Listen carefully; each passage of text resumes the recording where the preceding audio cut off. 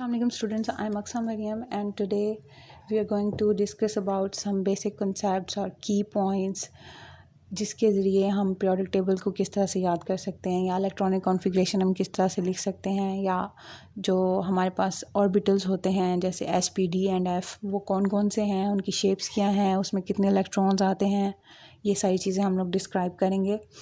ठीक है, ये मैंने कुछ कीज़ लिखी हैं, अगर आप ये याद कर लें तो आपके लिए पीरियोडिक टेबल को मेमोराइज़ करना बहुत ज़्यादा आसान होगा। हमारे पास पीरियोडिक टेबल का ये मेन इमेज है जो मॉडर्न पीरियोडिक टेबल है। इसमें हमारे पास होते हैं main group elements, transition elements और inner transition elements. Main group elements जो होते हैं उनको फर्स्ट ए से डिस्क्राइब करते हैं, जो ट्रांजिशन एलिमेंट्स होते हैं उनको बी, मतलब कि मेन ग्रुप एलिमेंट्स ए और ट्रांजिशन एलिमेंट्स बी। ठीक है, जो मेन ग्रुप एलिमेंट्स हैं उसके 8 ग्रुप हैं, 1A to 8th A, और ट्रांजिशन एलिमेंट्स जो हैं वो स्टार्ट हो रहे हैं 1st B to 8B। Okay, जो मैंने की तैयार की है वो हम मेन पीरियोडिक टेबल जो है, मेन ग्रुप एलिमेंट्स जो हैं हम उनको मेमोराइज़ करने के लिए ये मैंने की लिखी है। उसमें ग्रुप फर्स्ट ए में हमारे पास आते हैं hydrogen, lithium, sodium, potassium, rubidium, caesium. Group second A में हमारे पास आते हैं beryllium, magnesium, calcium, strontium, barium, radium.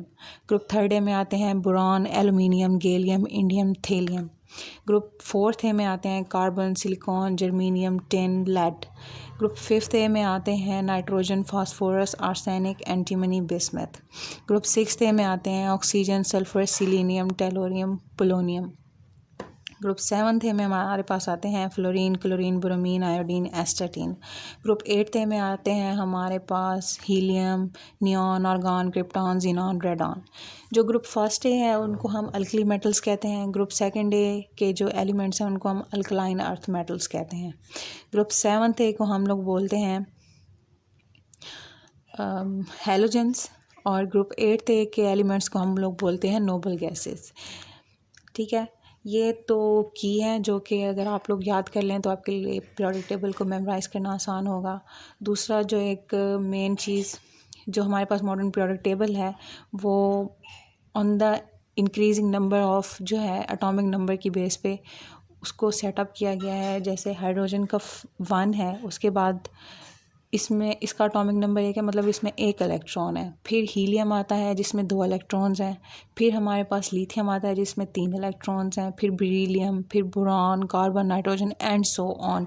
जितने भी एलिमेंट्स हैं पीरियोडिक टेबल में वो सब के सब उनके एटॉमिक नंबर की बेस पे उनकी अरेंजमेंट की हुई है।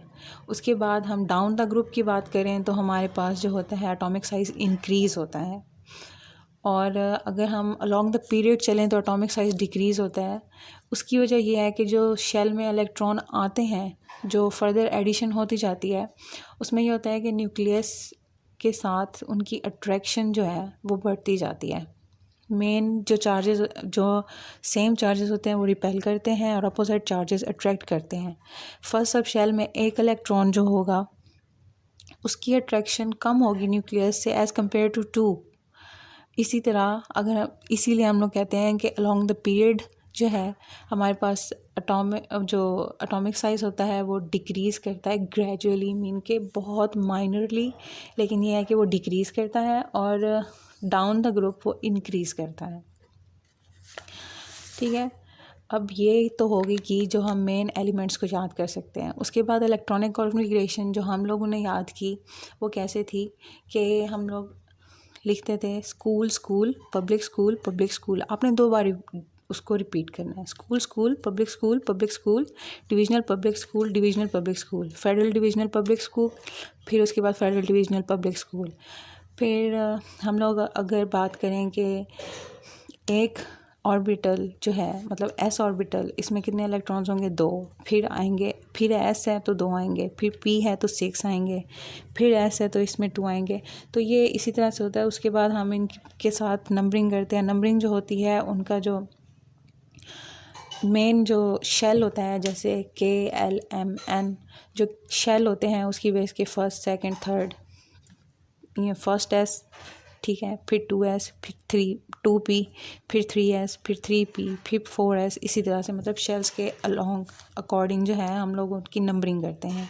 लेकिन जो की हम लोग लिखते हैं वो इस तरह से लिखते हैं। अगर आप इस तरह से याद कर रहे हैं तो आपके लिए राइट करना बहुत ज़्यादा आसान होगा।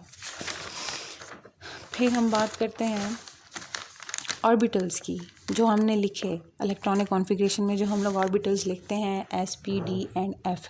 s ऑर्बिटल में 2 इलेक्ट्रॉन्स होते हैं, p ऑर्बिटल्स में 6 इलेक्ट्रॉन्स होते हैं, d ऑर्बिटल में 10 और f ऑर्बिटल में 14। वो क्यों होते हैं वो मैं आपको बताती हूँ। s ऑर्बिटल जो है इसका कोई सब ऑर्बिटल नहीं है, ठीक है, तो इसमें मैक्सिमम 2 इलेक्ट्रॉन्स ही आ सकते हैं। उसके बाद p ऑर्बिटल है तो इसमें 3 सब ऑर्बिटल्स होते हैं और हर सब ऑर्बिटल में 2 इलेक्ट्रॉन्स होते हैं। d ऑर्बिटल जो है उसमें 5 और सब ऑर्बिटल हैं और उसमें हर एक में 2 होंगे तो टोटल 10 हो जाएंगे। f ऑर्बिटल जो है ऑब्वियसली 14 इलेक्ट्रॉन है तो 7 सब ऑर्बिटल होंगे, लेकिन उनकी शेप्स डिस्क्राइब नहीं की अभी तक। फिर s ऑर्बिटल की जो शेप होती है वो स्फेरिकल होती है, मीन के लाइक अ बॉल, फुटबॉल। फिर p ऑर्बिटल्स जो होते हैं वो डम्बेल शेप्ड होते हैं, 2 लोब्स होते हैं उनके और बीच में नोड होता है। और ये 3 इनके नेम्स हैं px, py and pz and they are aligned along the perpendicular axis, ठीक है। एक्स वाई और जेड एक्सिस के अलोंग होते हैं। जो px है वो एक्स एक्सिस के अलोंग होगा, जो py है वो y के अलोंग होगा और जो pz है वो z के अलोंग होगा। d ऑर्बिटल्स जो हैं वो क्लोवर शेप होते हैं एंड दे आर, उनके नेम्स जो हैं वो dxy, dyz, dzx and dx² minus y square and dz²। जो dx² माइनस वाई स्क्र और dz² हैं वो अलोंग द 3 एक्सिस होते हैं and dxy, dyz and dzx they lie between the axis, mean के एक्स एक्सिस है और Y axis है, इनके इन बिटवीन ये लाई करते हैं। इनकी शेप्स ये होती हैं। फिर ईच ऑर्बिटल जो है मैंने आपको बताया कि dxy में 2 होंगे, dyz में 2 होंगे, फिर dzx में 2 होंगे। फिर f ऑर्बिटल के भी इसी तरह हैं 7, उसमें सब ऑर्बिटल्स आते हैं लेकिन अभी तक हमने उनको डिस्क्राइब नहीं किया। That's all for today. ये थे कुछ की पॉइंट्स जो हमें आगे पूरी जो हम स्टडी करेंगे पीरियोडिक टेबल के हवाले से या कुछ भी उसमें हमें हेल्प करेगा। आई होप कि ये आपको हेल्प करे, आप इसको याद करें और आप समझेंगे कि ये चीज़ें बहुत ज़्यादा आसान हो गई हैं आपके लिए। Thank you so much.